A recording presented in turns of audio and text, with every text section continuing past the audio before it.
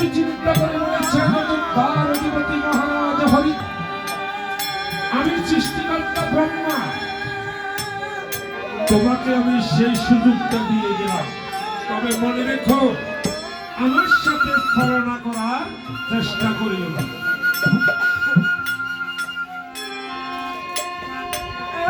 তুমি তোমার পুত্রের নামকরণ করো, নাম ধরে রাখো, সময় মতো পুত্র মুখে প্রসাদ দাও, ঠিক আমি আমার সময় মতো আসবো।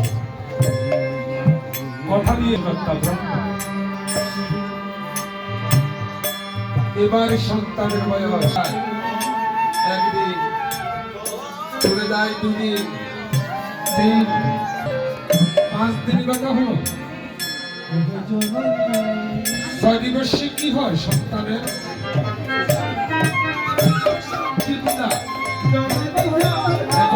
হরে বল, হরে বল, হরে বল। 6 দিবস ব্রাহ্মণীকে নিমন্ত্রণ করে সন্তানের ষষ্ঠী পূজা করতে হয়।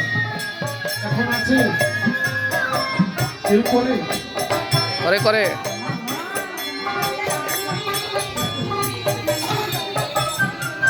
ষষ্ঠী পূজায় সন্তান মঙ্গল হয়। এক সময় করেনি কি দাদু? এক সময় করেনি? আমাদের মাতা পিতাকে ভুল বলেছিল? করেনি। 6 দিবসে ব্রাহ্মণীকে নিমন্ত্রণ করে কুঠিয়ে নিয়ে সন্তানের ষষ্ঠী পূজা করা হতো। ওই ষষ্ঠী পূজার সন্তানের মঙ্গল হতো। এখন ষষ্ঠী সন্তানের মঙ্গল সবসময় অমঙ্গল।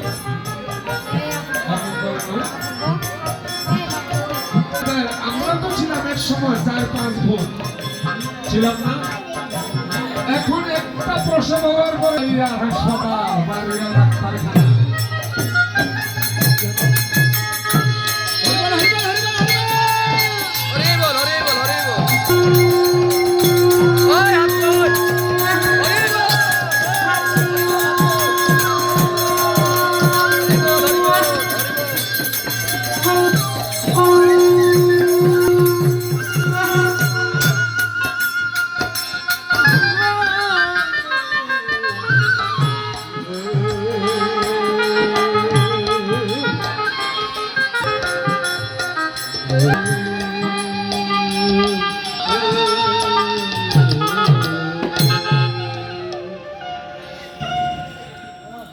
এখন ষষ্ঠী পূজা নেই, কিন্তু একটা জিনিস আছে।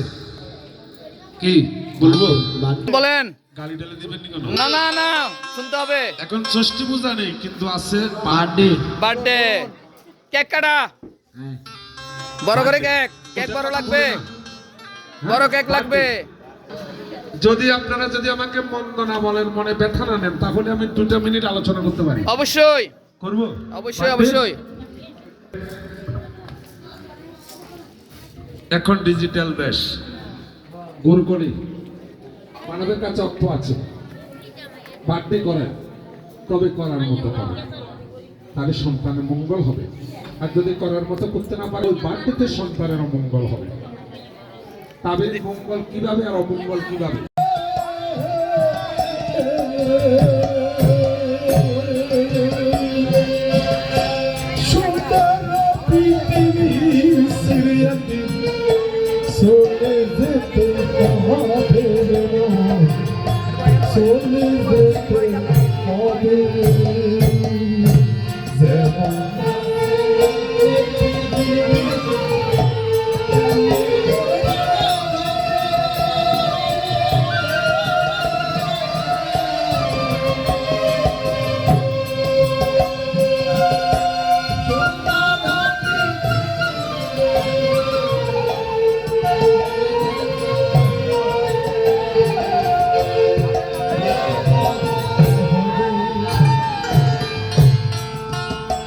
এই মায়ার সংসারে একদিন সবাইকে ছেড়ে যেতে হবে। জন্মিলে মরিতে হইবে, এটাই হলো মৃত্যুটা সত্য। যা কিছু আছে সব কিছু মিথ্যা। তুমি আমি কেমন ভাগ্যবান, আমাদের সন্তানটা ব্রহ্মার নামে যজ্ঞের আহুতি হবে। এই জীবনে সেই শুভ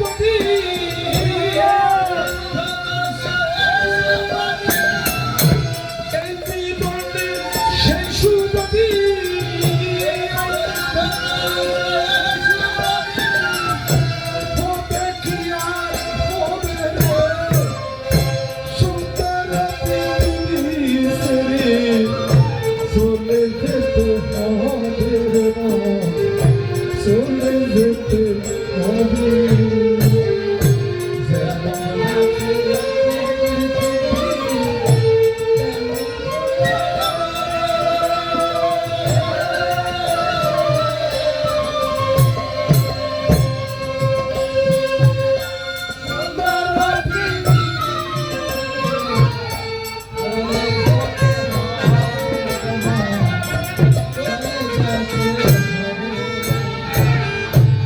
আছে বন্ধু তর সুখ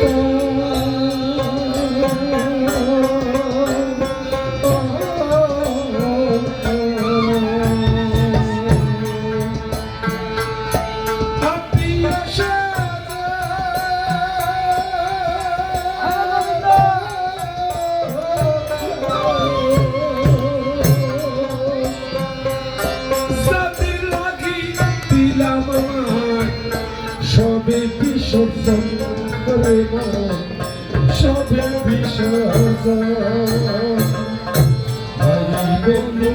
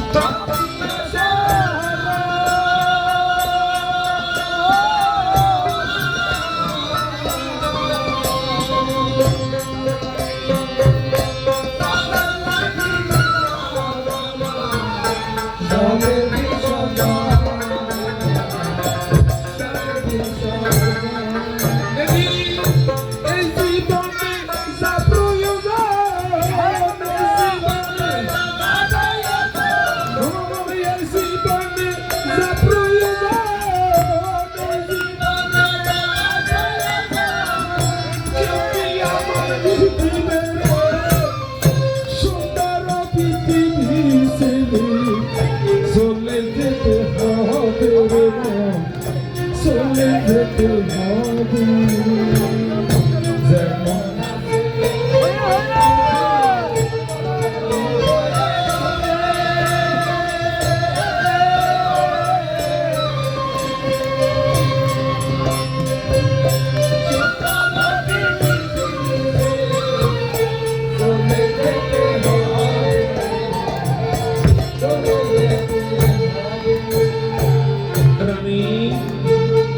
যে সন্তানের জন্য তুমি হাহাকার করেছো, এই সন্তান যদি তোমাকে আমাকে রেখে অসময়ে অকালে চলে যায়, যাবে সেদিন মা হয়ে সন্তানের সাথে যাবে, আমি যাব পিতা হয়ে কি করবে? মায়ের দেবে সুখের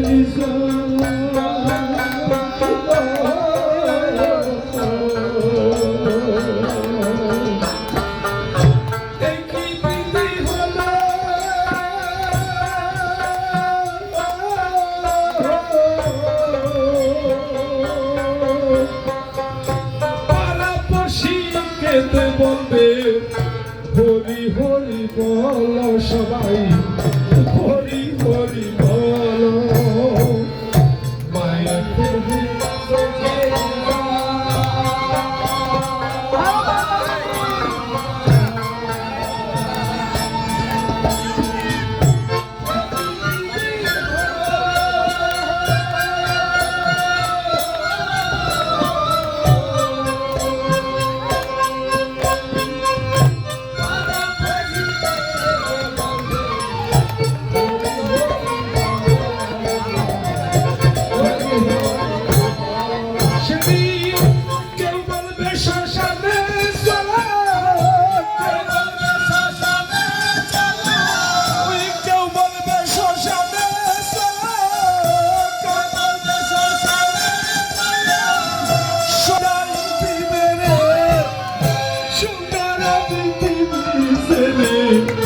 চলে যেতে হবে রে মন, চলে যেতে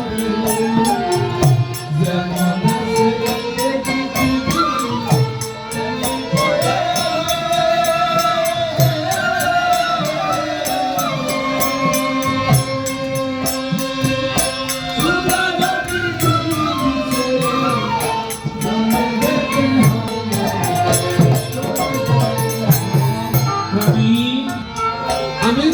রাজা, তুমি রাজ্যের রানী মাতা। সারা জীবন ধরে তোমাকে আমি দুগ্ধ দিয়ে স্নান করে দিয়েছি, সোনার তালে পূজন করেছি, সোনার পালঙ্কে তোমাকে শয়ন করেছি, শত শত দাস দাসী দিয়ে তোমার চরণ সেবা করে দিয়েছি, সম্পদের পাহাড় করেছি। সেদিন আমি চলে যাব, সেটা আমার সাথে যাবে না। আমি যে সম্পদের পাহাড় করেছি দেবে আমার সাথে, দেবে দেবে যেতে দিবে মাটা কলসি,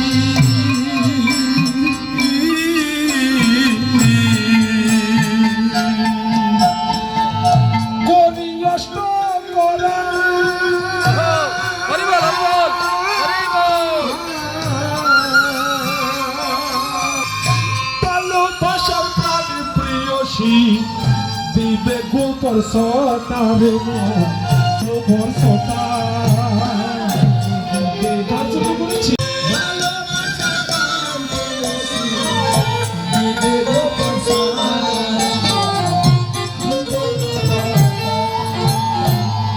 মণিমুক্তায় খচিত বসন তোমাকে পরিধান করেছি,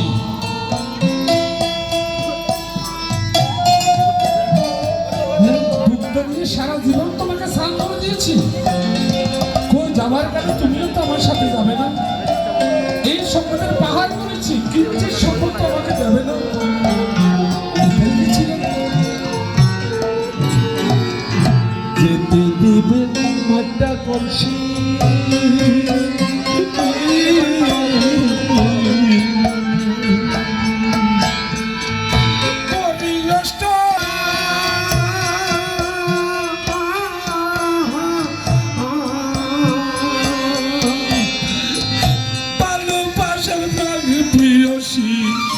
দিবে গোবর সতারে গো, দিবে গোবর সোনা।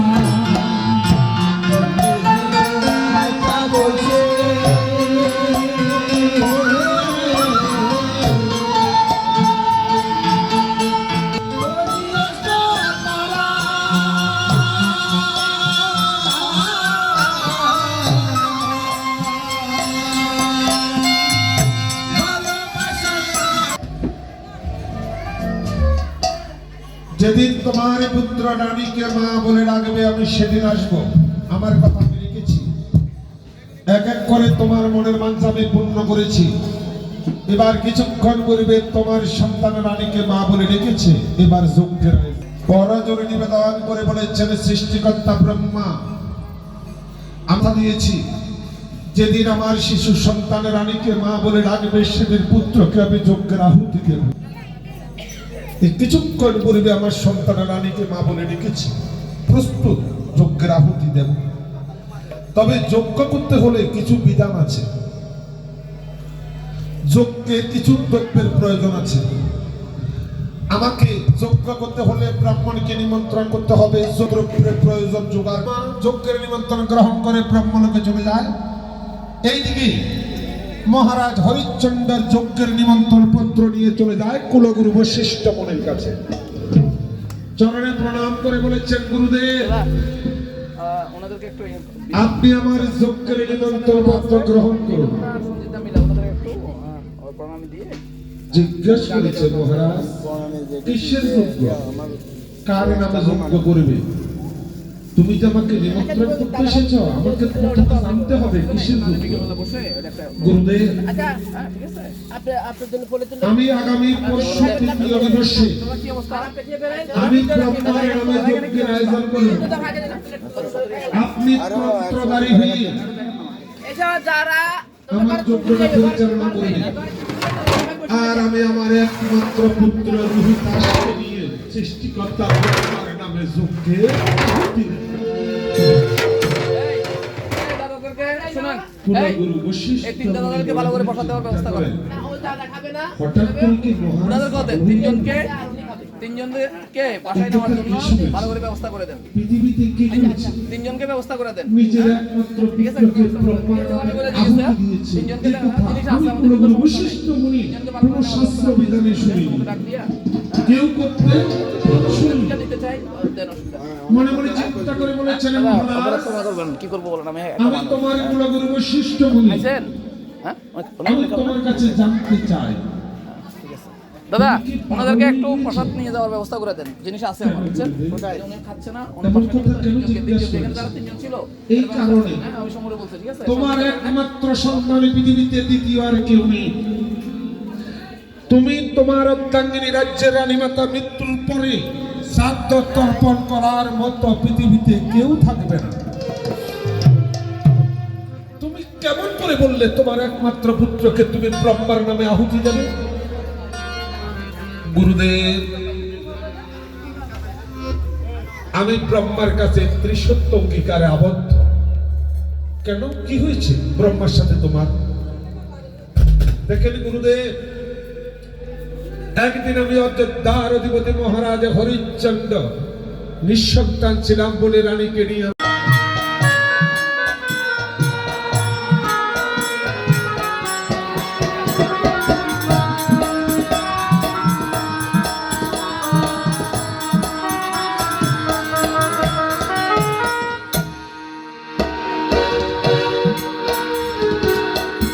শিশু মোরার মা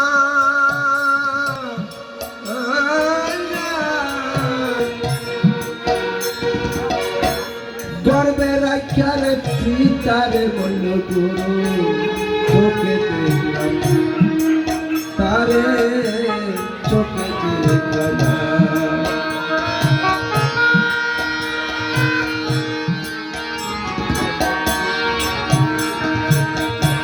শিশুকালে মরা গেল রে মা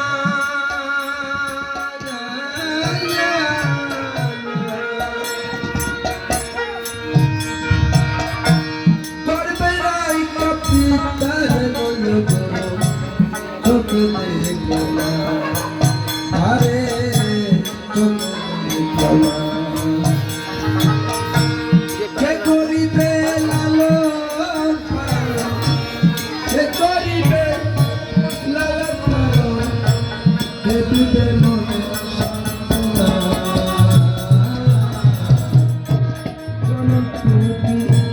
জনম টুকি গোপাল জোড়া জনম টুকি জোড়া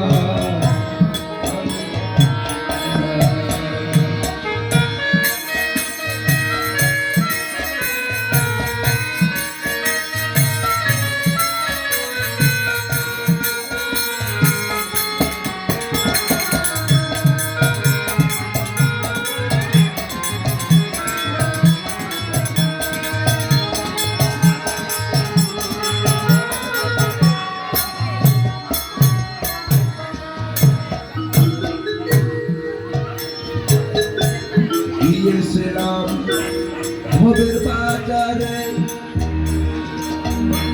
সজন সুরাত শুনি করে ধরো পাইলে আমারে।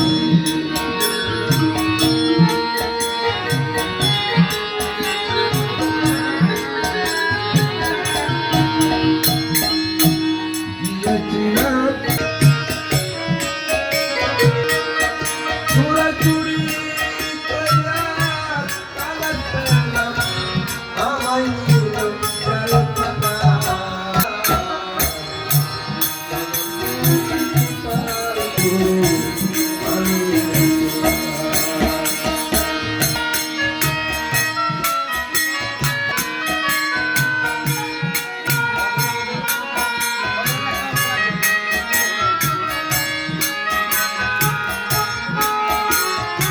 দুঃখে দুঃখে জনম গেল, গুরু সন্তান পেলাম না।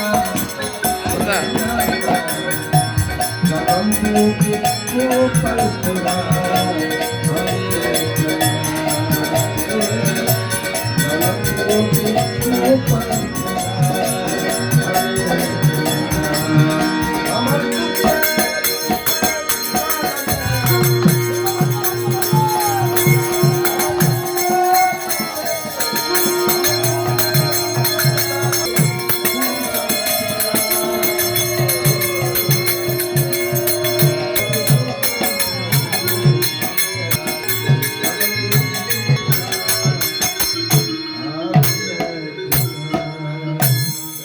হরি বল হরি বল হরি বল glasses.